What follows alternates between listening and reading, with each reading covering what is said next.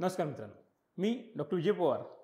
आपण आजपासून सायन्स आणि सायन्स टेक या विषयासाठी आवश्यक असलेल्या DNA या घटकाचा अभ्यास सुरू करणार आहोत. हा घटक बायोटेक्नॉलॉजीचा बेस आहे, तसंच सायन्समध्ये पेशी किंवा जेनेटिक्सचा बेस आहे. पेशीमधला एक महत्त्वाचा घटक आहे आणि जेनेटिक्सचा बेस आहे. सो या घटकाचा आपण डिटेलमध्ये अभ्यास करणार आहोत. या घटकामध्ये सर्वात पहिल्यांदा आपण DNAचं स्ट्रक्चर कसं असतं, DNAमध्ये काय काय भाग असतात, DNAशी संबंधित इतर घटक त्यांची नावं काय आहेत किंवा त्यांना जेनेटिक्समध्ये बायोटेक्नॉलॉजीमध्ये काय महत्त्व आहे याच्याबद्दल डिस्कस करणार आहोत.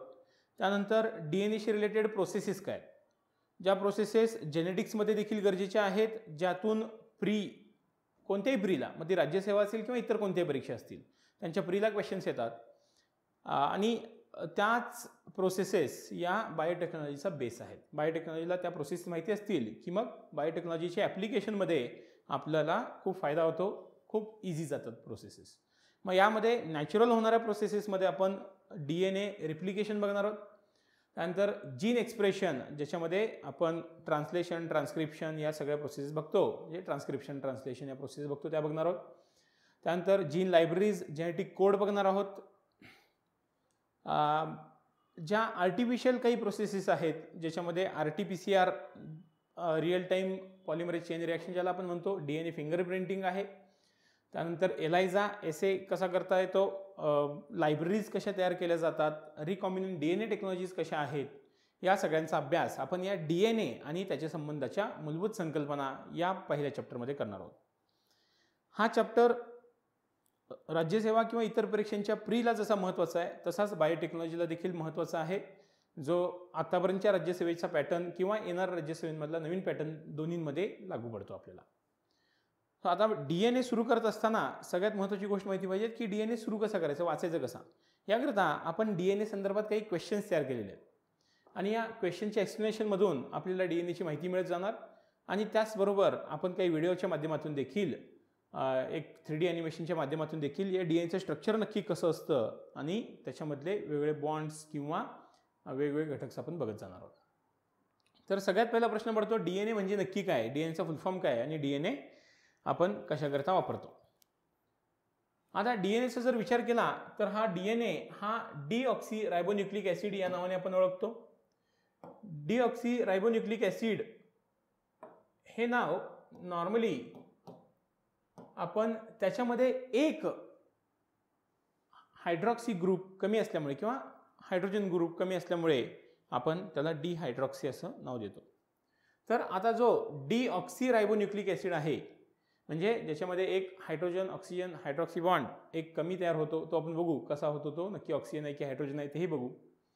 तर हा एक अनुवांशिक माहिती असलेला घटक म्हटला जातो. म्हणजे काय, सुरुवातीला DNA आहे हे माहिती नव्हतं. म्हणजे ज्यावेळी सेलचा शोध लागल्यानंतर सेल कशी तयार होते, काय तयार होते याच्याबद्दल खूप शंका होत्या आणि समजलं की सेल स्वतःला रिप्लिकेट करू शकते, स्वतःच्या कॉपीज तयार करू शकते असं समजलं. आणि या कॉपीज कशा तयार होतात किंवा कोणता घटक या कॉपी तयार करण्यासाठी, या पेशीच्या नॉर्मल कार्यासाठी महत्त्वाचा आहे, याचा ज्यावेळी अभ्यास करण्यात आला त्यावेळी समजलं की तो घटक काय आहे, DNA आहे. त्यामुळे DNAला अनुवांशिक माहिती असलेला घटक म्हटला जातो. जेणेकरून म्हणजे समजा आज मी एक व्यक्ती आहे, माझ्यापासून ज्यावेळी एखाद्या व्यक्तीला तयार केलं जातं, मग ते क्लोनिंग असेल आर्टिफिशियली किंवा नॅचरली रिप्रोडक्शन असेल, त्यावेळी माझ्या शरीरातल्या गुणधर्मांना दर्शवणारे, म्हणजे त्या विशिष्ट क्लोनमध्ये किंवा माझ्या प्रजातींमध्ये, माझ्या आपण काय म्हणूया इनहेरिटन्समध्ये दर्शवणारे जे काही हे दृश्य रूपं आहेत, जसं की माझी उंची, माझा रंग, माझ्या ठिकठिकाणच्या अवयवांचं मोजमाप, हे सगळं DNA ठरवतो. त्यामुळे बऱ्याच वेळा आपल्याला मुलं ही त्यांच्या आईवडिलांसारखी दिसणारी बघायला मिळतात. त्यांचा रंग त्यांच्या आईवडिलांसारखा असतो, त्यांच्या केसांचा रंग, डोळ्यांचा रंग. उदाहरणार्थ एक एक्झाम्पल सांगायचं झालं तर समजा माझ्या किंवा एक एक्झाम्पल घेऊया, A या व्यक्तीचा आपण एक्झाम्पल घेऊया. ही व्यक्ती एक आहे आणि या व्यक्तीचा विवाह झालाय B या व्यक्तीशी. ए या व्यक्तीचा विवाह झालाय बी या व्यक्तीशी. तर ए या व्यक्तीच्या डोळ्याचा रंग आपण इथे विचार करतोय, हा डोळ्यांचा रंग आहे.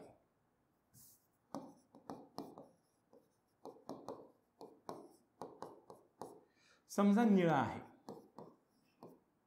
आणि बी या व्यक्तीचा डोळ्याचा रंग नॉर्मल जसा बहुतांश लोकांचा असतो तसा तपकिरी आहे.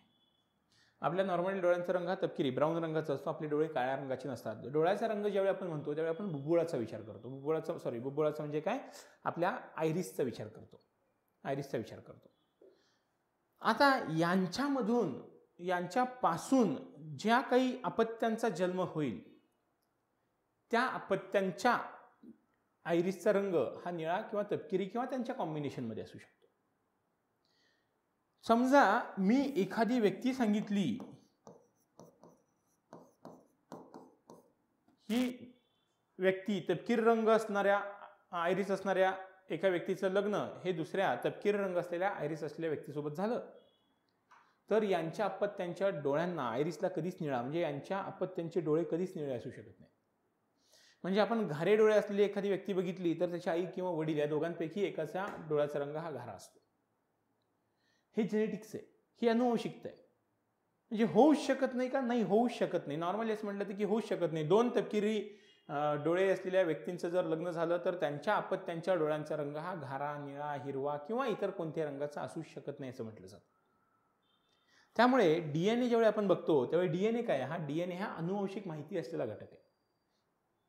हा माणसामध्ये आहेच, तसंच सगळ्या सजीवांमध्ये, सगळ्या ज्याला आपण सजीव म्हणतो अशा सगळ्या सजीवांमध्ये डीएनए आहे. मग सजीव म्हणजे काय, मग आपण जे पंचसृष्टी किंवा म्हणजे 5 किंगडम क्लासिफिकेशन किंवा 6 किंगडम म्हणजेच काय, बॅक्टेरियाला आता डिवाइड करून आपण आर्किओबॅक्टेरिया आणि युबॅक्टेरिया असे दोन केले, म्हणजे ते बॅक्टेरियाच आहेत. म्हणजे मोनेराला आपण डिवाइड केलेलं आहे. हे 5 किंगडम किंवा 6 किंगडम क्लासिफिकेशन आपण ज्यावेळी बघतो त्यावेळी आपण बघणारे बॅक्टेरिया म्हणजे मोनेरा, त्यानंतर प्रोटोझोआ म्हणजे आदिजीव, त्यानंतर फंगाय म्हणजे कवक, वनस्पती प्लांटी आणि ॲनिमलिया म्हणजे प्राणी. या प्रत्येकांच्या पेशीमध्ये काय असणार आहे, डीएनए असणार आहे. या कुठेही व्हायरसचा उल्लेख होत नाही, कारण की व्हायरसला आपण सजीव म्हणत नाही. व्हायरसमध्ये डीएनए नसतो का, व्हायरसमध्ये अनुवांशिक माहिती नेणारा एकतर डीएनए असतो किंवा आरएनए असतो. त्यामुळे सगळ्याच व्हायरसेसमध्ये डीएनए असेल असं नाही आहे. काही व्हायरसेसमध्ये डीएनए असतो, काही व्हायरसमध्ये आरएनए असतो. म्हणून आपण त्याला डीएनए व्हायरस किंवा आरएनए व्हायरस आणि आरएनएस व्हायरसला आपण काय म्हणतो, रेट्रोव्हायरस या नावाने देखील ओळखता येतं. ठीक आहे, आपण बघू रेट्रोव्हायरसबद्दल डिटेल माहिती नंतर बघू.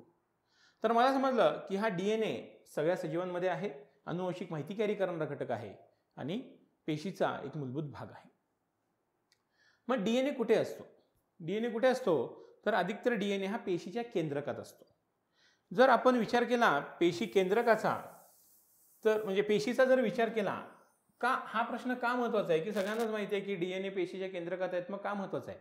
डीएनए सोडून देखील हा कुठेतरी सापडू शकतो, त्यामुळे आपण याचा विचार करतो. समजा ही पेशी आहे आणि या पेशीमध्ये आपण एक न्यूक्लियस घेतलं, न्यूक्लियस म्हणजे केंद्रक घेतलं, तर आपल्याला माहिती आहे की युकॅरियोट्स म्हणजे काय, युकॅरियोट्स म्हणजे ज्यांच्यामध्ये केंद्रक दृश्य आहे, चांगला डेव्हलप झालेला आहे, यांचा न्यूक्लिअर एन्व्हलप, न्यूक्लियसचं जे कोटिंग आहे, आवरण आहे, हे एकदम चांगलं डेव्हलप झालेलं आहे, त्याला आपण युकॅरियोट्स म्हणतो. या युकॅरियोट्समध्ये आपण बघतो की बहुतांश वेळा न्यूक्लियस हा सेंटरला असतो. ठीक आहे, बहुतांश वेळी सेंटरला असतो. आणि या न्यूक्लियसमध्ये हा अस्ताव्यस्त पडलेला जो काही आपल्याला भाग बघायला मिळतो हा डीएनए नाही आहे, हा डीएनएने बनलेला भाग आहे. म्हणजे काय, डीएनए नाही म्हणजे डीएनएच आहे तो, डीएनए नाही आहे तो, त्याच्यामध्ये डीएनए आहे. या धाग्याच्या गुंत्याला आपण काय म्हणून ओळखतो, या धाग्याच्या गुंत्याला आपण क्रोमॅटिन या नावाने ओळखतो. मग क्रोमॅटिन म्हणजे डीएनए नाही आहे का, क्रोमॅटिन म्हणजे पूर्णतः डीएनए नाही आहे. क्रोमॅटिनमध्ये दोन भाग आहे. क्रोमॅटिन कशा कशाने बनलेला आहे, क्रोमॅटिनचा जर व्यवस्थित विचार केला तर क्रोमॅटिन बनलेला आहे डीएनएने, आणि क्रोमॅटिनमध्ये अजून काय आहे, क्रोमॅटिनमध्ये अजून आहे प्रोटीन. मग कोणतं प्रोटीन आहे, प्रामुख्याने जे प्रोटीन सापडतं त्याला आपण काय म्हणतो, हिस्टोन प्रोटीन म्हणतो. हिस्टोन प्रोटीन याचा अर्थ हे क्रोमॅटिन हे डीएनए आणि हिस्टोन या नावाच्या प्रथिनाने बनलेलं आहे, प्रोटीनने बनलेलं आहे. यामध्ये साधारण अंदाज केला तर 40-60% म्हणजे 40% आणि 60% असं दोघांचं कॉम्बिनेशन आहे. DNA आणि प्रोटीनचं कॉम्बिनेशन आहे 40% 60%. असं हे क्रोमॅटिन मटेरियल. हेच क्रोमॅटिन मटेरियल पुढे जाऊन काय होतं, याचाच आपल्याला एक दुसरं स्वरूप बघायला मिळतं. म्हणजे काय, समजा आपण एखाद्या व्यक्तीला युवक म्हटलं तर त्याच व्यक्तीला इतर नावांनी संबोधता येतं. म्हणजे त्या युवकाला आपण वर म्हणू शकतो. वर कधी म्हणणार आपण, ज्यावेळी तो लग्नाला उभा राहणार आहे. त्यालाच आपण पिता म्हणू शकतो जर त्याला मुलगा किंवा मुलगी झाली तर. त्यालाच आपण त्याच्या प्रोफेशननुसार डॉक्टर, इंजिनियर, शिक्षक किंवा इतर कोणत्याही प्रोफेशननुसार नाव देऊ शकतो. तसंच या क्रोमॅटिनला काही विशिष्ट ठिकाणी वेगळ्या नावाने ओळखलं जातं. काय आहे आपण हळूहळू बघत जाऊ. सध्या आपला मुद्दा काय सुरू आहे, DNA कुठे सापडतो, तर DNA या न्यूक्लियस मधल्या या क्रोमॅटिनच्या फायबरमध्ये सापडतो. आपण या क्रोमॅटिनला काय नाव देतो, क्रोमॅटिनला फायबर असं नाव देतो. क्रोमॅटिन फायबर असं नाव देतो. तर या क्रोमॅटिनच्या फायबरमध्ये आपल्याला हा DNA सापडतो. पहिली गोष्ट समजली. त्यामुळे बहुतांश वेळा हा DNA पेशी केंद्रकामध्ये असतो असं म्हटलेलं आहे. बहुतांश वेळा हा DNA पेशी केंद्रकामध्ये असतो असं म्हटलेलं आहे. आणि त्या DNAला आपण न्यूक्लिअर DNA असं म्हणतो. काही वेळेस मात्र हा DNA इतर ठिकाणी पण सापडतो. हा आपण मनुष्याचा विचार करतोय फक्त आपण मनुष्याचा विचार करतोय.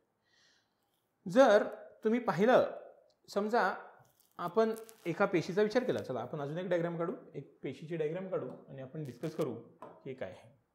समजा मी एक पेशी काढली.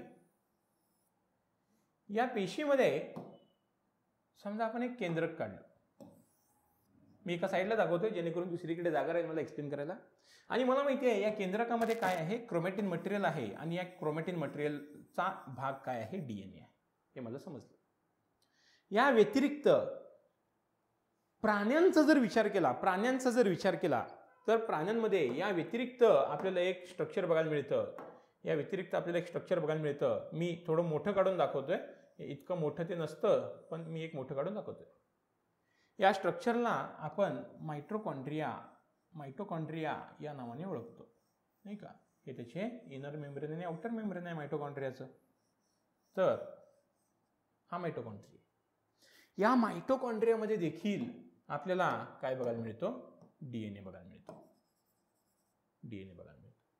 त्यामुळे प्राण्यांच्या मध्ये दोन ठिकाणी DNA, एक आहे न्यूक्लियसमध्ये आणि एक आहे मायटोकॉन्ड्रियामध्ये. हा न्यूक्लियसमध्ये आहे म्हणून याला न्यूक्लिअर DNA असं म्हणतात. हा मात्र मायटोकॉन्ड्रियामध्ये आहे म्हणून याला मायटोकॉन्ड्रियल DNA या नावाने ओळखलं जातं. लक्षात ठेवा. त्यामुळे शॉर्ट फॉर्म मध्ये याला NDNA असं म्हणता येतं आणि शॉर्ट फॉर्म मध्ये याला mtDNA या नावाने ओळखता येतं. MT for mitochondria. वनस्पतींमध्ये मायटोकॉन्ड्रिया नसतात. म्हणण्यापेक्षा वनस्पतींमध्ये एक वेगळ्या प्रकारचं स्ट्रक्चर असतं. बघूया या स्ट्रक्चरनुसार आपण DNA तिथे वनस्पतींमध्ये मायटोकॉन्ड्रियाच्या ऐवजी आपण प्लास्टिड असं घटक सांगतो. वनस्पतींमध्ये न्यूक्लियस सोबत प्लास्टिडमध्ये DNA सापडतो. प्राण्यांमध्ये न्यूक्लियस सोबत मायटोकॉन्ड्रियामध्ये DNA सापडतो. अजून DNAचा जर विचार केला बॅक्टेरियांच्या संदर्भात, आता आपण बॅक्टेरियामध्ये DNA कुठे असतो बघूया. जर बॅक्टेरियांचा विचार केला तर बॅक्टेरियामध्ये DNA, बॅक्टेरिया ही प्रोकॅरियोटिक सेल आहे. प्रोकॅरियोटिक म्हणजे काय, त्यांच्यामध्ये न्यूक्लियस केंद्रक हा विशिष्टपणे डेव्हलप झालेला नाही. मी असं नाही की न्यूक्लियस नाहीच आहे, प्रॉपरली डेव्हलप झालेलं नाही. म्हणजे न्यूक्लियस दाखवणारी भिंत डेव्हलप झालेली नाही, न्यूक्लिअर मेम्ब्रेन डेव्हलप झालेलं नाही. त्यामुळे बऱ्याच वेळा प्रोकॅरियोटचं स्ट्रक्चर काढताना आपल्याला बघायला मिळतं की न्यूक्लियसच्या नावाखाली किंवा केंद्रकाच्या नावाखाली असं काहीतरी डॉटेड स्ट्रक्चर दाखवलं जातं तिथे. हे खूप क्लिअर दिसेल याची गॅरंटी नाही, कारण की ते क्लिअर दाखवायचंच नाही आपल्याला. एक ढोबळमानाने स्ट्रक्चर आहे असं म्हटलं जातं. आणि बहुतांश बॅक्टेरियांमध्ये एक सिंगल DNA सापडतो. तो 8 किंवा इन्फिनिटी आकाराचा नाहीये, हे पहिलं लक्षात घ्या. बहुतांश वेळा आपल्याला वाटतं की हा इन्फिनिटी आकाराचा वाटतं. त्याचा आकार हा गोलच आहे. आणि विचार करा, या गोलाला जर मी एक काय घडला पीळ घेतला तर तो असा दिसेल. तर हा DNA कशामधला आहे, बॅक्टेरियाच्या न्यूक्लिअर रिजन मधला आहे. न्यूक्लिअर रिजन एक्झॅक्टली बॅक्टेरियामध्ये शब्द वापरता येतो का, धुसर पद्धतीने वापरता येतो, प्रॉपरली तो वापरता येत नाही. प्रॉपरली तो वापरता येत नाही. बॅक्टेरियामध्ये या न्यूक्लिअर रिजनमध्ये सोडून मेन क्रोमोझोम म्हणतो नाही का, या क्रोमोझोमला सोडून अजून एक DNA असतो. कुठे आहे तो DNA? तो पेशीमध्ये ठिकठिकाणी पसरलेला असतो. तो पेशीमध्ये ठिकठिकाणी पसरलेला असतो. छोटा DNA. बऱ्याच कॉपीज आहेत त्याच्या. दिसताना कसा दिसतोय तो? सर्क्युलर दिसतो, गोलाकार आहे, वर्तुळाकार आहे. गोलाकार म्हणण्यापेक्षा वर्तुळाकार आहे. ठीक आहे. याची डिटेल माहिती आपण नंतर बघूया. याचं नाव फक्त आपण बघून घेऊया. याचं नाव अत्यंत महत्त्वाचं आहे बायोटेक्नॉलॉजीमध्ये. याला म्हणतात प्लाझ्मिड. अनेक आहेत म्हणून प्लाझ्मिड्स. तर हा प्लाझ्मिड आहे. हे प्लाझ्मिड्स आहेत. हा क्रोमोझोमचा भाग आहे का? नाही आहे. क्रोमोझोमचा भाग नाही आहे तो क्रोमोझोमचा भाग बिलकुल नाही आहे. प्लाझ्मिड्स म्हणतात त्यांना. प्लाझ्मिड इज क्रोमोझोमल और extra chromosomal DNA. It is non as extra chromosomal DNA. कशात येतो? कुठल्या पेशीमध्ये येतो? या सजीवाचं नाव काय सांगितलं आपण? हा सजीव महत्वाचा आहे. या सजीवाचं नाव काय आहे? म्हणजे महत्वाचं म्हणजे स्पेसिफिक सजीव आहे. हा सजीव कोणता आहे? बॅक्टेरिया. बॅक्टेरियामध्ये क्रोमोझोम व्यतिरिक्त सापडलेल्या DNAला प्लाझ्मिडचं नाव आहे. It is a DNA. What's its shape? It's circular. Circular आहे तो, वर्तुळाकार आहे. तो काय आहे? क्रोमोझोमल आहे का? नाही, एक्स्ट्रा क्रोमोझोम आहे. स्वतःच्या कॉपी स्वतः तयार करू शकतो, म्हणजे सेल्फ रिप्लिकेशन दाखवतो. आणि एक जो मुद्दा एक्सप्लेन करायचा आहे पुन्हा बघा, मी आता इथे या प्लाझ्मिडला एक्सप्लेन करतो. प्लाझ्मिड काय आहे? प्लाझ्मिड सगळ्यात महत्वाची गोष्ट, तो एक्स्ट्रा क्रोमोझोमल आहे, तो सर्क्युलर आहे, तो थोडं पहिला एक्सप्लेन करून मग पुढचा पॉईंट लिहूया. तो डबल स्ट्रँडेड आहे. डबल स्ट्रँडेड म्हणजे काय? त्याला दोन सूत्र आहेत. तो सिंगल नाही आहे. सिंगल DNA कसा दिसणार? सिंगल DNA जर असेल, मी एक लाईन काढून दाखवतो तुम्हाला समजण्यासाठी. सिंगल DNA असा दिसणार तुम्हाला. सिंगल DNA व्यवस्थित काढून. सिंगल DNA असा दिसणार तुम्हाला. याला सिंगल स्ट्रँडेड DNA म्हणतात. मग डबल स्ट्रँडेड DNA कसा दिसणार? डबल स्ट्रँडेड DNA असा दिसणार तुम्हाला. त्याला दोन स्ट्रँड आहेत, दोन सूत्र आहेत, आणि हे नायट्रोजन बेस आहेत मधले ते आपण बघू हळूहळू. इथे मात्र एकच आहे, त्यामुळे याला सिंगल स्ट्रँडेड म्हणतात. सिंगल स्ट्रँड म्हणजे काय? धागा, सूत्र. Single stranded. याला काय म्हणतात? याला म्हणतात double stranded. Double stranded DNA. मग आता हे काय काढले मी? सिंगल स्ट्रँड आहे की डबल? यालाच मी फक्त काय सर्कलमध्ये कन्वर्ट केलंय. हा लिनियर झाला, एक रेषीय झाला, हा वर्तुळाकार झाला. अत्यंत तुरळक बॅक्टेरियामध्ये लिनियर DNA सापडतो. मोस्ट ऑफ दी बॅक्टेरियामध्ये काय आहे? क्रोमोझोम जो आहे मोस्ट ऑफ दी बॅक्टेरियाचा, तो काय आहे? सर्क्युलरच आहे. खूप कमी, खूप अत्यंत कमी, म्हणजे रेअर बॅक्टेरियामध्ये लिनियर DNA. लिनियर म्हणजे काय? एक रेषीय DNA या पद्धतीचं. म्हणजे बऱ्याचशा व्हायरसेसमध्ये तुम्हाला लिनियर DNA बघायला मिळू शकतो. व्हायरसेसमध्ये ज्यावेळी आपण व्हायरस हा पॉईंट घेणार आहे त्यावेळी डिस्कस करू, सध्या नको त्याला. ओके. मग मला समजलं प्लाझ्मिड हा एक्स्ट्रा क्रोमोझोमल आहे. एक्स्ट्रा क्रोमोझोम म्हणजे क्रोमोझोमचा भाग नाही आहे, सर्क्युलर आहे, तो वर्तुळाकार आहे. हा काय सिंगल स्ट्रँडेड आहे की डबल स्ट्रँडेड आहे? हा डबल स्ट्रँडेड आहे.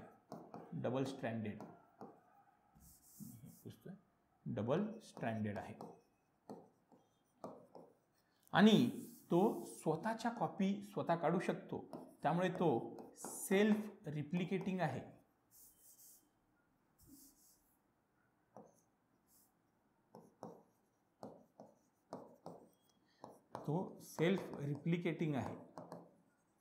ओके.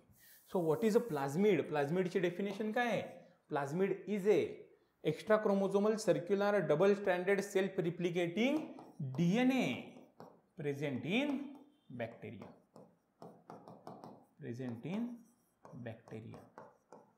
म्हणजे प्लाझ्मिड फक्त आणि फक्त बॅक्टेरियामध्ये सापडतात. पुन्हा आपला मुद्दा जो काही सुरू होता, तो मुद्दा सुरू होता DNA कुठे असतो. जर प्राण्यांचा विचार केला तर प्राण्यांमध्ये DNA हा पेशीच्या केंद्रकामध्ये न्यूक्लियर DNA आणि मायटोकॉन्ड्रियामध्ये मायटोकॉन्ड्रियल DNA म्हणून सापडतो. वनस्पतींमध्ये तो न्यूक्लियर DNA आणि प्लास्टिड DNA प्लास्टिडमध्ये सापडतो म्हणून प्लास्टिड DNA.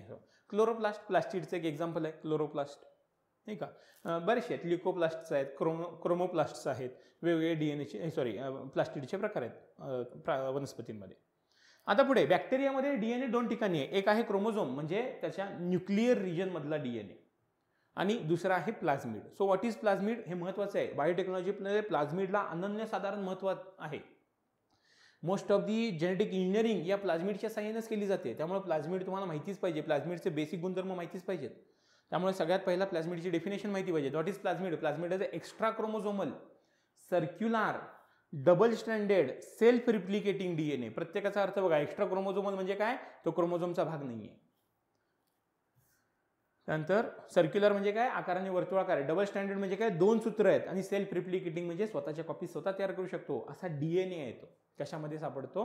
बॅक्टेरियामध्ये सापडतो. तर आपल्याला आपल्या पहिल्या दोन प्रश्नांची उत्तर मिळाले. आपले पहिले दोन प्रश्न होते. सगळ्यात पहिला प्रश्न होता आपला की डीएनए म्हणजे काय?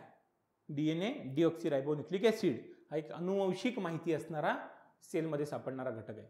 सगळ्या प्रकारच्या सेलमध्ये सापडणारा घटक आहे. आणि तो कुठे असतो? कुठे असतो? तर तो आपण ठिकठिकाणी बघितलं. वेगवेगळ्या सजीवांमध्ये तो कुठे असतो याची माहिती घेतलेली आहे आपण. आता आपण जर याच्या पुढे गेलो तर तो आहे डीएनए मध्ये माहिती जी आपण म्हटलं की ती अनुवंशिक माहिती आहे. अनुवंशिक माहिती आहे. पण ही माहिती कोणत्या स्वरूपात साठवली? कोणत्या स्वरूपात साठवली? डीएनए मध्ये ही माहिती कोणत्या स्वरूपात साठवलेली आहे? डीएनए मध्ये असलेली माहिती ही कोडच्या स्वरूपात साठवली. कोड आहेत ते विशिष्ट प्रकारचे कोड तयार केलेले आहेत आणि त्या कोडच्या स्वरूपात डीएनए मध्ये आपण माहिती साठवलेली आहे. मग हे कोड काय आहेत? हे कोड कशाने तयार झालेले आहेत? हे कोड तयार झालेले आहेत रासायनिक बेसनी. केमिकल बेस आहेत, नायट्रोजन बेस आहेत ते. ठीक आहे. आणि या बेसनी ही माहिती आपण साठवलेली आहे. मग हे बेस बघा किती प्रकारचे आहेत. हे प्रामुख्याने 4 प्रकारचे नायट्रोजन बेस आहेत. त्याबद्दल पहिला आहे ॲडेनाईन, दुसरा आहे ग्वानाईन, तिसरा आहे सायटोनिन आणि चौथा आहे थायमिन.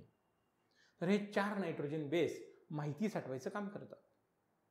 डीएनए कशापासून तयार झालाय अजून आपण बघितलंय का? नाही. अजून आपण काय म्हणतोय? डीएनए बद्दल अगदी मूलभूत माहिती गोळा करतोय. तो कुठे आहे, काय आहे ही माहिती गोळा करतो.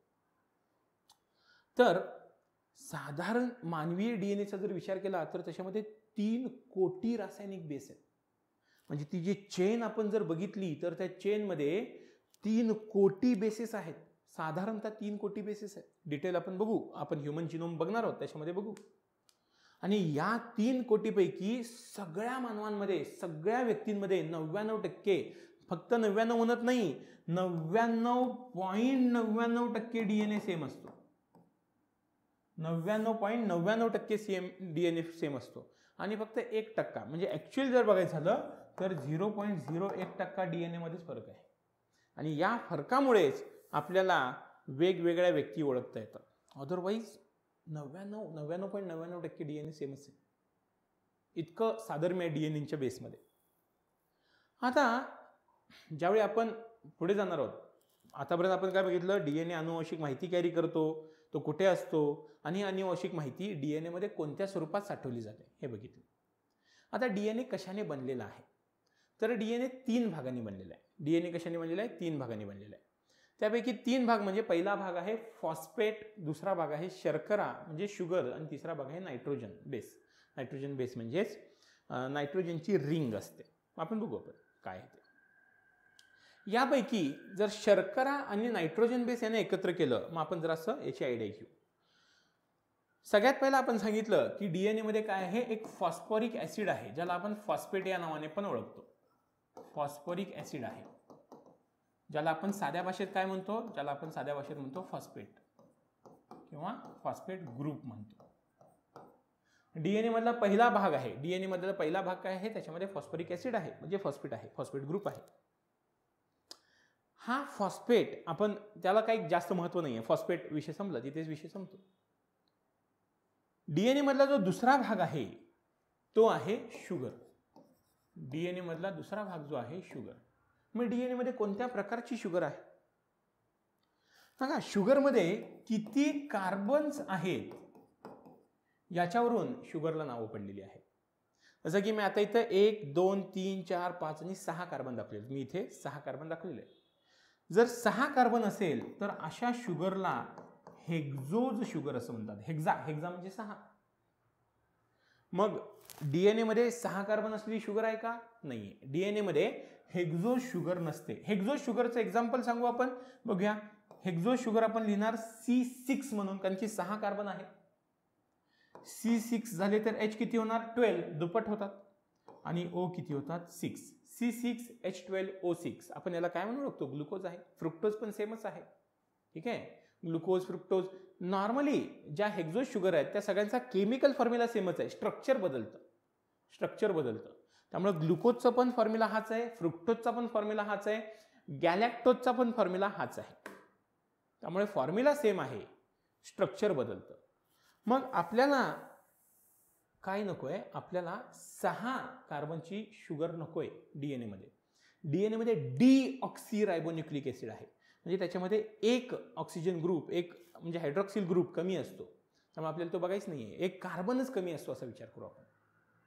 त्यामुळे डीएनए मध्ये 5 कार्बन असलेली शुगर आहे. आणि 5 म्हणजे आपण पेंटा म्हणतो, म्हणून या शुगरला काय म्हणतात, पेंटोज शुगर असं म्हणतात. जसे मी मगाशी सांगितलं की हेक्झो शुगरचे पण टाईप आहेत. हेक्झो शुगरमध्ये ग्लुकोज आहे, फ्रुक्टोज आहे, गॅलॅक्टोज आहे. तसंच पेंटोज शुगरमध्ये देखील वेगवेगळ्या शुगर्स आहेत.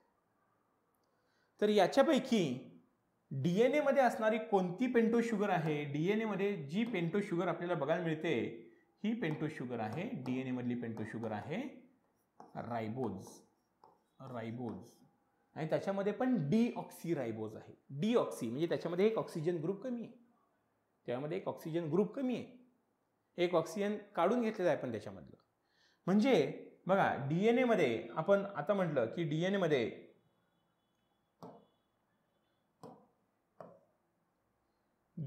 एक शुगर आहे. डीएनए मध्ये आपण म्हणूया की एक शुगर आहे, आणि ही डीएनएतली शुगर कोणती शुगर आहे हे आपण म्हणतोय.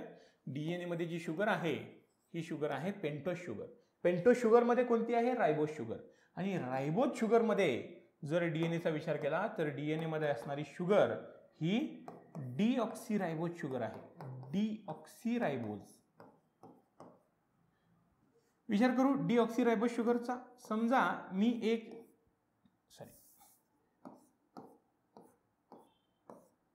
बघा 1 2 3 4 आणि 5, मी तुम्हाला 5 कार्बन दाखवतोय. 5 कार्बन मध्ये देखील एका ठिकाणचा ऑक्सिजन गायब झालेला आहे, म्हणून त्याला डीऑक्सीरायबोज म्हणतात. नॉर्मली या सगळ्या ठिकाणी तुम्हाला ऑक्सिजन आणि हायड्रोजन अटॅचमेंट बघायला पाहिजेत. त्यामुळे इथे मात्र डीएनए मध्ये मात्र तुम्हाला एक ऑक्सिजन कमी बघायला मिळणार.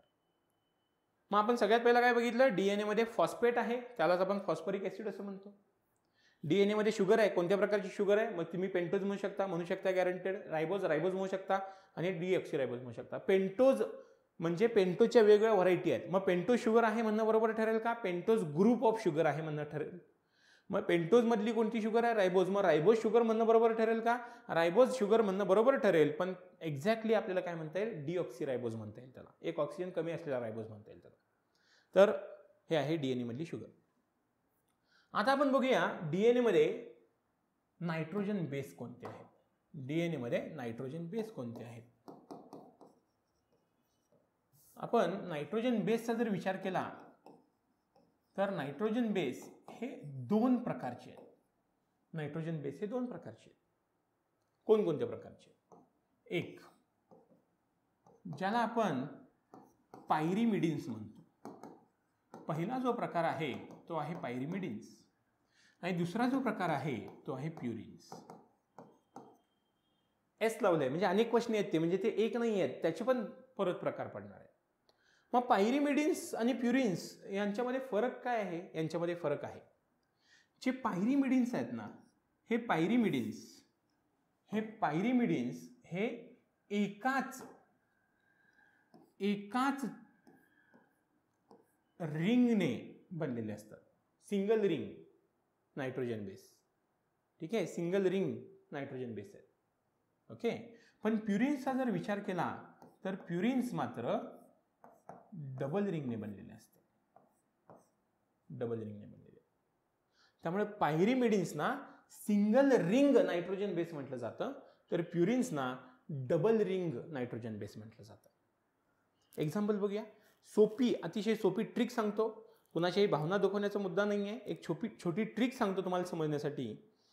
समजा एखाद्या कॉलेजमध्ये एखादा मुलगा आहे तर तो एक सोपी अशी एक ट्रिक आहे. याला पुन्हा सांगतो, कोणाची भावना दुखवण्याचा मुद्दा नाही आहे किंवा कोणाची मस्करी चेष्टा करण्याचा विषय नाही आहे. फक्त लक्षात ठेवावं, काही गोष्टी आपण काय म्हणतो मजेत लक्षात ठेवतो त्या प्रकारची ही ट्रिक आहे. तर एक मुलगा एक विचार करा, एक इथिकल एक मोरल डायलेमा तुमच्यासमोर टाकला की तुम्ही अविवाहित आहात, समोर तुमच्याकडे 2 ऑप्शन आहेत, एक विवाहित स्त्री आहे आणि एक अविवाहित मुलगी आहे.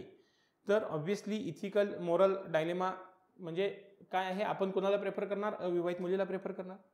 त्या मुलीकडे बघून आपण शिटी मारणार. ती जी शिटी आहे ती सिंगल रिंगला बघून मारली जाते, म्हणजे सिंगल मुलीला, अविवाहित मुलीला बघून मारली जाते. हे लक्षात ठेवायचं.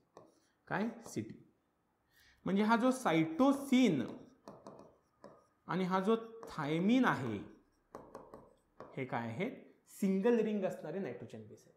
सी आणि टी. सी आणि टी हे सिंगल रिंग असणारे नायट्रोजन बेस आहे. जर आपण डबल रिंगचा विचार केला, एखादी विवाहित स्त्री समजा हिंदी भाषिक असेल, हिंदी भाषिक स्त्री आपल्या नवऱ्याला कशी बोलवेल? ती हिंदी भाषिक स्त्री आपल्या नवऱ्याला हाक मारेल एजी. म्हणजे हे जे ॲडेनाईन आहे आणि हे जे ग्वानाईन आहे हे 2 काय आहेत? या डबल रिंगचं एक्झाम्पल आहे. ए आणि जी. इथे आहे सी आणि टी, तिकडे आहे ए आणि जी.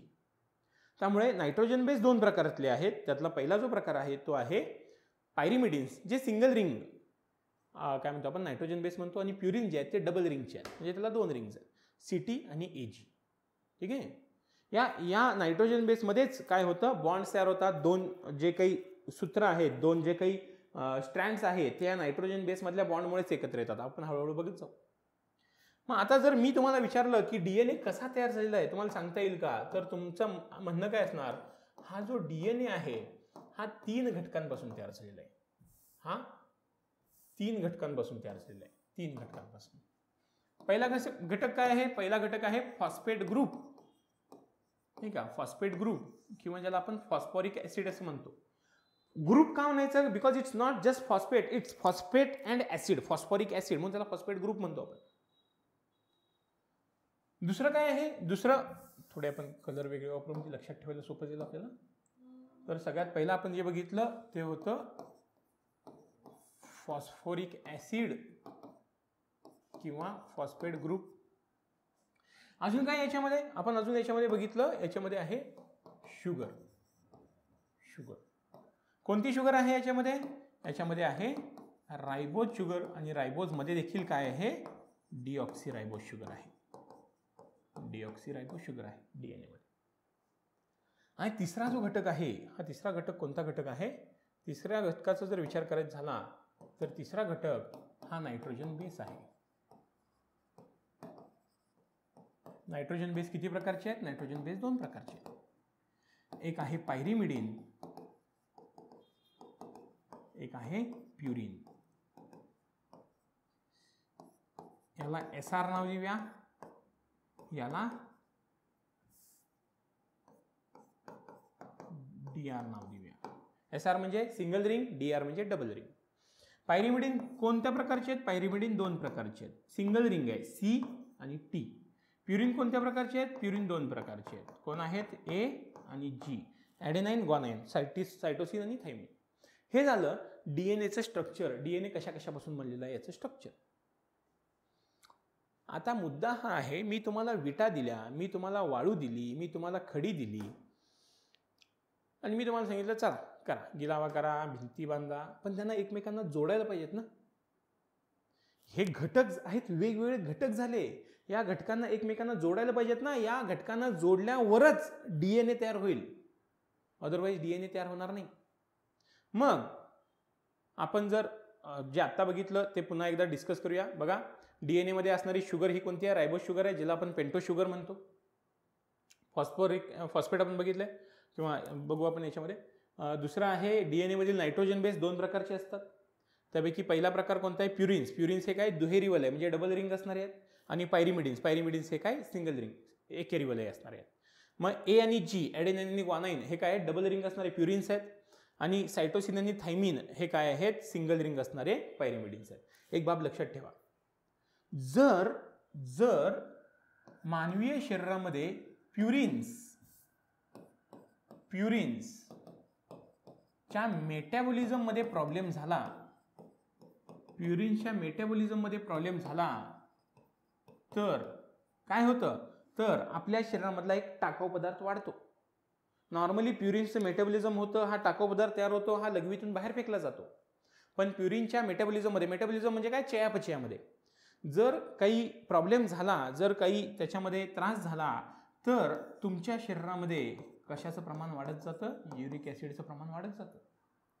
युरिक ॲसिड वाढतं, आपण संधिवात झाला म्हणतो. संधिवात कशामुळे होतो, युरिक ॲसिड वाढल्यामुळे होतो. युरिक ॲसिड वाढल्यामुळे संधिवात होतो. ठीक आहे, याला आपण आर्थरायटिस म्हणतो. कोणता आर्थरायटिस म्हणतो, गाऊट आर्थरायटिस म्हणतो. गाऊट आर्थरायटिस म्हणतो. प्युरिन्सच्या मेटाबॉलिझम मध्ये प्रॉब्लेम झाल्यामुळे गाऊट आर्थरायटिस होतो. युरिक ॲसिडचं प्रमाण वाढतं, आपल्या शरीरामध्ये युरिक ॲसिडचं प्रमाण वाढतं. ओके, तर पुन्हा बघूया.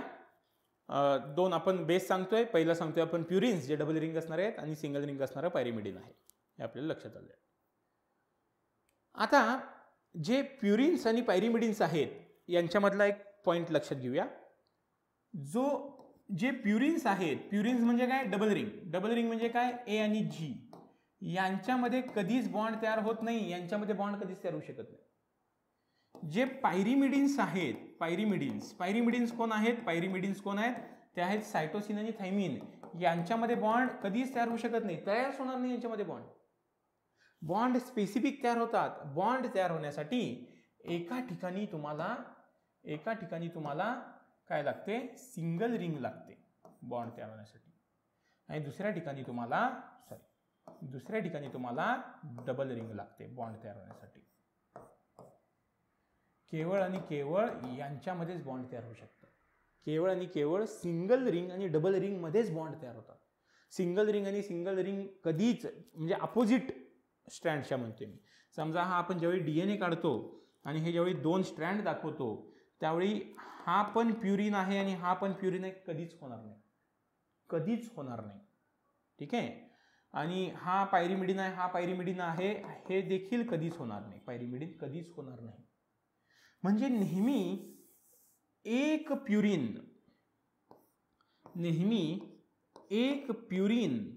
आणि एक पायरिमिडिन यांच्यातच बॉन्ड तयार होणार. चांगली गोष्ट आहे. मग असं होऊ शकतं का की समजा हा मी एक प्युरिन म्हणजे डबल बॉन्ड म्हणजे ए घेतला, आणि हा एक पायरिमिडिन म्हणजे सिंगल बॉन्ड म्हणजे टी घेतला, होऊ शकतं. कारण की हा डबल बॉन्ड आहे, हा डबल रिंग आहे, हा सिंगल रिंग आहे, होऊ शकतं.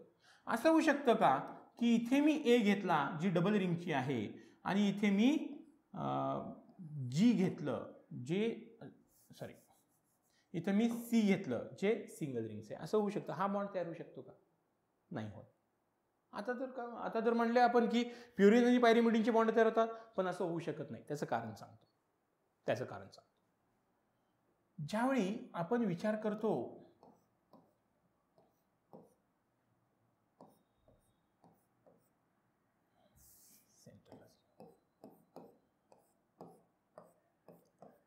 हे रट्टा मारण्याची गोष्ट नाही, हे समजून घ्यायची गोष्ट. समजा हा ए आहे आणि हा टी आहे. मी म्हटलं ए आणि टी मध्ये बॉन्ड होतो का, ए आणि टी मध्ये बॉन्ड होतो का, ए आणि टी मध्ये बॉन्ड गॅरंटेड होतो. ए आणि टी मध्ये बॉन्ड गॅरंटेड होतो. पण ए आणि सी मध्ये बॉन्ड होतो का, नाही होत. का, ते आपण बघूया. त्याचं कारण आहे ए आणि टी मध्ये, म्हणजे ए केवळ दोनच बॉन्ड तयार करू शकतो, नाही हायड्रोजन बॉन्ड तयार करू शकतो. हा हायड्रोजन बॉन्ड आहे, यांच्या दोघांच्या मध्ये होणाऱ्या बॉन्डला काय म्हणतात, हायड्रोजन बॉन्ड होतात. आणि ए केवळ दोनच हायड्रोजन बॉन्ड तयार करू शकतो. ए हा 3 हायड्रोजन बॉन्ड तयार करू शकत नाही. टी देखील दोनच हायड्रोजन बॉन्ड तयार करू शकतो. त्यामुळे ए आणि टी यांच्यामध्येच बॉन्ड तयार होतात.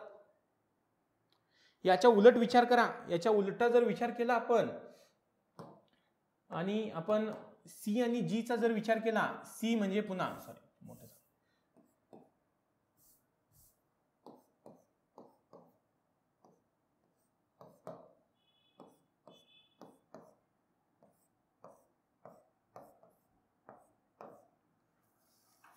सी आणि जीचा जर विचार केला, हे सी आहे आणि हे जी आहे असा विचार करा, बरोबर आहे ना, कारण की जी डबल रिंगचं आहे, सी सिंगल रिंगचं आहे. यांच्यामध्ये ट्रिपल बॉन्ड असतो. म्हणजे विचार करा, सी मध्ये ट्रिपल बॉन्ड आहे. मग इथे लिहूया आपण, बघा इथे लिहूया आपण, म्हणजे आपल्या लक्षात येईल. ए मध्ये डबल बॉन्ड आहे, सॉरी म्हणजे तो डबल हायड्रोजन बॉन्ड तयार करू शकतो. टी डबल हायड्रोजन बॉन्ड तयार करू शकतो. सी ट्रिपल हायड्रोजन बॉन्ड तयार करतो. जी ट्रिपल हायड्रोजन बॉन्ड तयार करतो. मग सांगा, ए आणि सी कॉम्बिनेशन होऊ शकतं का? कधीच होणार नाही. ए आणि जी कॉम्बिनेशन होऊ शकतं का? कधीच होणार नाही. टी आणि सी कॉम्बिनेशन होऊ शकतं का? कधीच होणार नाही, कारण की हा पण डबल बॉन्ड तयार करणार, हा ट्रिपल बॉन्ड तयार करणार. बॉन्ड म्हणते बरं का मी, बॉन्ड, हायड्रोजन बॉन्ड. रिंगचा विचार करू नका, बॉन्डचा विचार करायचा, त्या दोघांच्या मधल्या बॉन्डचा विचार करायचा. टी आणि जी बॉन्ड तयार करू शकतो का? नाही, कारण की हा डबल करणार, हा ट्रिपल करणार, त्यांच्यामध्ये मिसमॅच होणार, नाही होणार. फक्त डबल बॉन्ड तयार करणारेच एकत्र येतात, फक्त ट्रिपल बॉन्ड तयार करणारेच एकत्र येतात. मग डबल बॉन्ड तयार करणारे कोण आहेत? ए आणि टी आहेत. ट्रिपल बॉन्ड तयार करणारे कोण आहेत? ट्रिपल बॉन्ड तयार करणारे आहेत जी आणि सी. मग आता हे देखील होऊ शकतं. त्यामुळे जर आपण हे वाचलं व्यवस्थित तर आपल्याला लक्षात येतं की नेहमी ॲडेनाईन थायमिन सोबतच सापडते. ॲडेनाईन हे थायमिन ॲडेनाईन हे थायमिन आणि ग्वानाईन हे सायटोसिन सोबतच सापडतं. म्हणजे ॲडेनाईन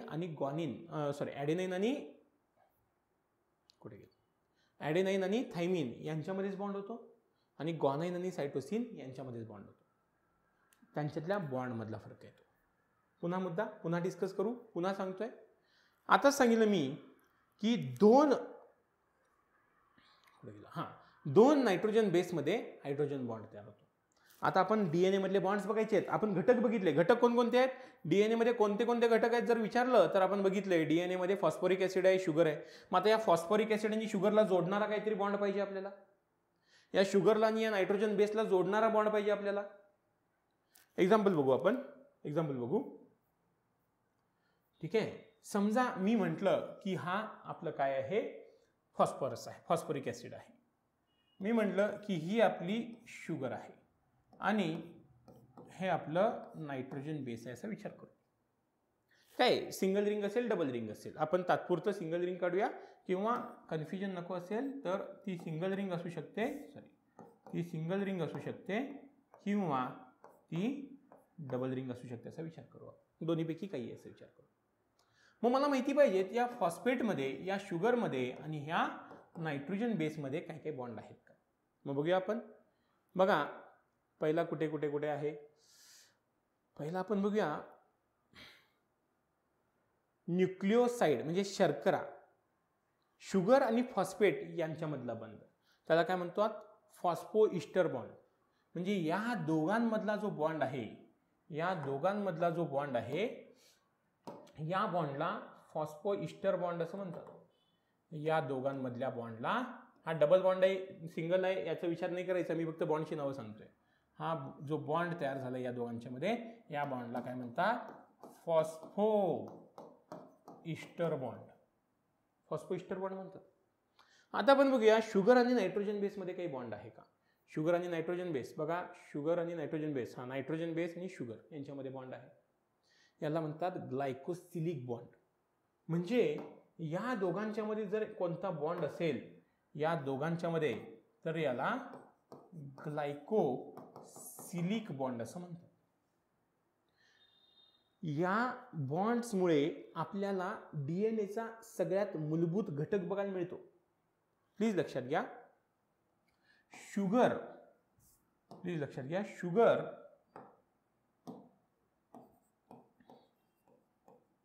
आणि नायट्रोजन बेस,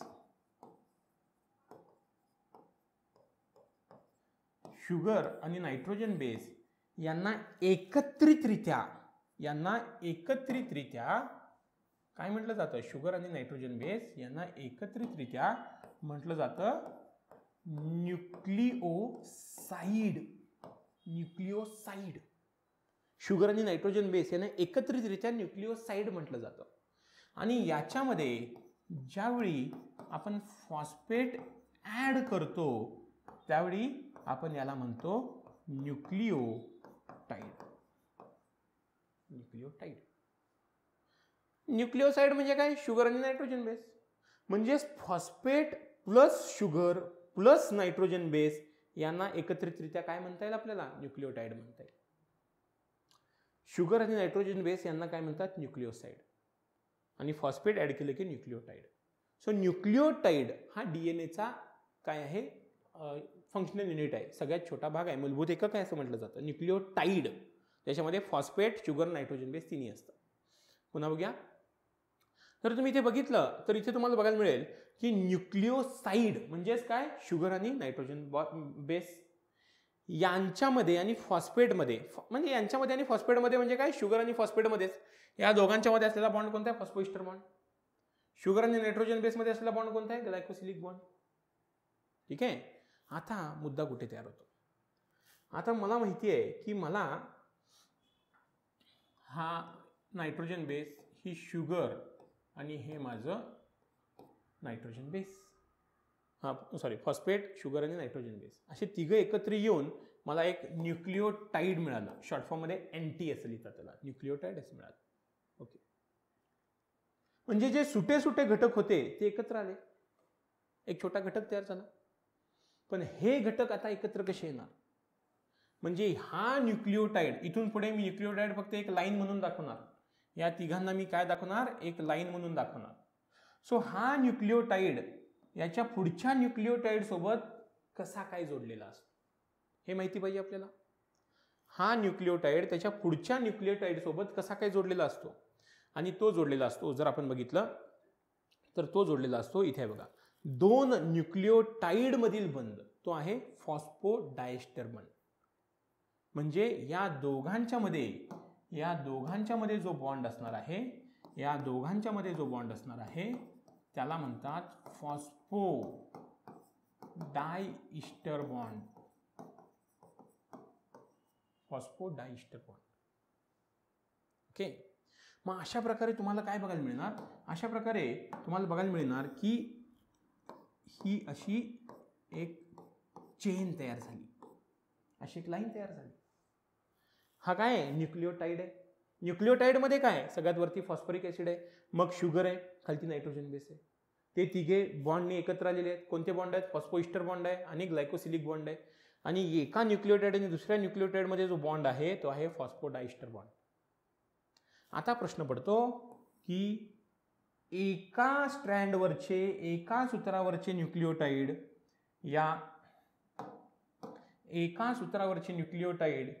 या दुसऱ्या सूत्रावरच्या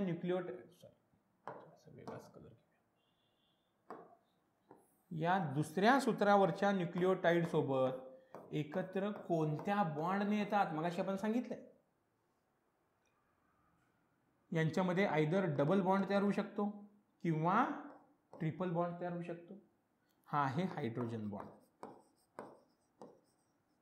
हायड्रोजन बॉन्ड. मग बघा क्वेश्चन कसे तयार होतील? क्वेश्चन तयार होईल फॉस्फरस आणि शुगर मध्ये असलेला बॉन्ड कोणता? फॉस्फरस आणि शुगर मध्ये असलेला बॉन्ड लक्षात असेल तुम्हाला तर सांगा उत्तर. फॉस्फरस आणि फॉस्फोरिक ऍसिड किंवा फॉस्फेट आणि शुगर मध्ये असणारा बॉन्ड कोणता आहे? फॉस्फोइस्टर बॉन्ड. त्यानंतर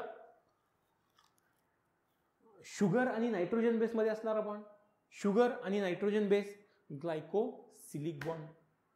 ग्लायकोसिलिक बॉन्ड. एक न्यूक्लिओटाइड आणि त्याच्या शेजारचा न्यूक्लिओटाइड यांच्यामध्ये असणारा बॉन्ड तो आहे फॉस्फोडायस्टर बॉन्ड. आणि एक न्यूक्लिओटाइड आणि त्याच्या उलट्या स्ट्रँडवरचा न्यूक्लिओटाइड यांच्यामध्ये असणारा बॉन्ड हायड्रोजन बॉन्ड. मग जोड्या जुळवण्यासाठी किंवा वेगवेगळ्या प्रकारे म्हणजे तुम्हाला येईल विच खालीलपैकी कोणता बंध डीएनएच्या दोन सूत्रांना एकत्र ठेवण्याचं काम करतो? फॉस्फोइस्टर, त्यानंतर ग्लायकोसिलिक, फॉस्फोडायस्टर आणि हायड्रोजन. कोणता आहे? Hydrogen bond. त्या दोघांना एकत्र ठेवायचं काम करतो. ओके. सो आता बघूया आपण इथेपर्यंत आपल्याला डीएनए बद्दल बेसिक माहिती समजली. ही माहिती आपण एका व्हिज्युअल फॉर्मॅटमध्ये बघूया, एका व्हिडिओ फॉर्मॅटमध्ये बघूया, म्हणजे लक्षात ठेवायला सोपी जाते.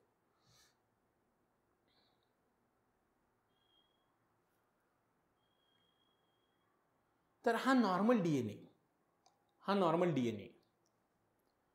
आता हा 3D DNA, हा नॅचरली असा हा DNA. आता याच्यात कुठे फॉस्फेट आहे कुठे शुगर आहे सांगायचं म्हटलं तर अवघड होणार. याला थोडं सोपं केलं, याला अजून थोडं सोपं केलं. बघा, याला अजून थोडं सोपं केलं. हे कॉम्प्लेक्स स्ट्रक्चर आहे. DNAचं कॉम्प्लेक्स स्ट्रक्चर म्हणतो ना आपण, ते समजायला अवघड जातं. हे इथे ज्या लाईन्स दाखवले इथे नायट्रोजन बेसिस आहेत, इथे शुगर्स आहेत आणि त्याच्यावरती हे काय आहेत, फॉस्फोरिक ऍसिड किंवा फॉस्फेट ग्रुप्स आहेत. डबल हेलिक्स, डबल हेलिक्स म्हणजे काय आहे, तो गुंता पडल्यामुळे 2 हेलिक्स असल्याचा दावा पडतो. एका ठिकाणी मोठी जागा दिसते, एका ठिकाणी छोटी जागा दिसते, असं होतं. त्याचे फॉर्म्स आहेत, A form, B form, Z form असे फॉर्म्स आहेत. ओके, आता जर इथे आपण आलो,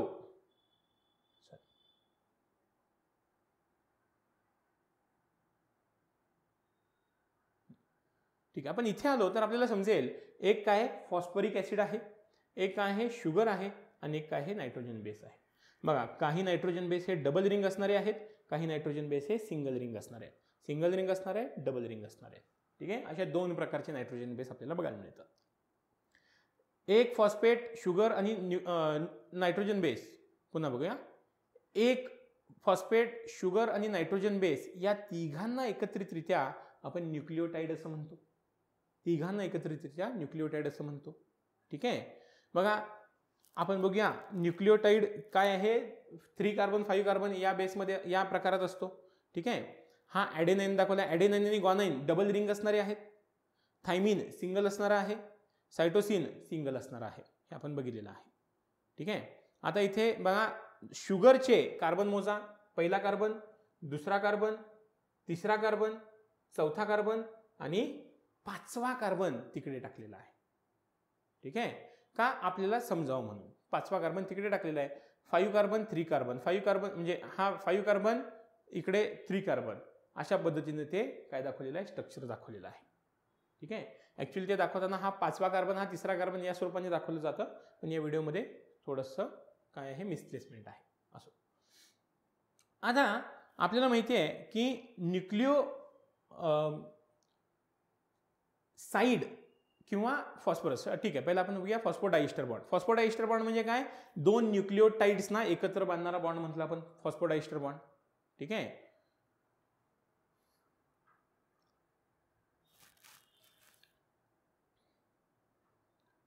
हे DNAचं काय असतं, फॉर्म असतो बघा. 5-3 5-3 5-3 आणि खालती उलट 5-3, तिकडून 5-3 5-3 5-3 अशा स्वरूपात ते अरेंज झालेले असतात. अशा स्वरूपात ते अरेंज झालेले असतात.